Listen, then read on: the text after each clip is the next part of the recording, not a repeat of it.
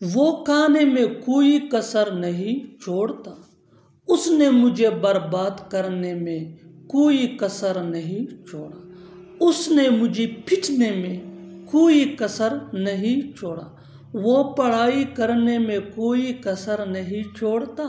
इन जुमलों में हम बोल रहे हैं कसर नहीं छोड़ना। इसके लिए आपको यूज़ करना होगा इंग्लिश में leave in A point in. आइए कंप्लीट स्ट्रक्चर समझते हैं। After learning this advance English sentence structure you will be able to speak such sentences in your everyday conversation. So keep this point in your mind that advanced English sentence structure are very important for spoken English that can take you from basic to advanced level.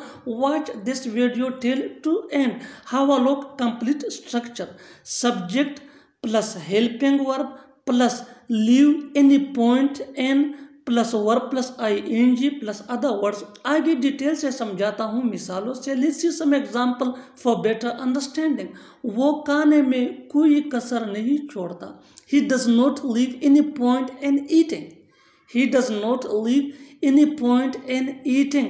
उसने मुझे बर्बाद करने में कोई कसर नहीं छोड़ा। He did not leave any point in destroying. He did not leave any point in destroying me. उसने मुझे पीटने में कोई कसर नहीं छोड़ा।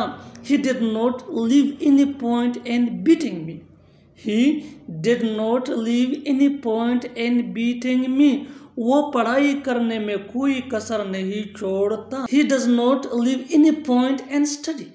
He does not leave any point in study. और आखिर में ये सेंटेंस आपके लिए कमेंट सेशन में इसका जवाब ज़रूर देना। Learn and practice this advanced English sentence structure so that you can gain fluency that is very important for spoken English. Keep this point in your mind that advanced English sentence structure can take you from basic to advanced level.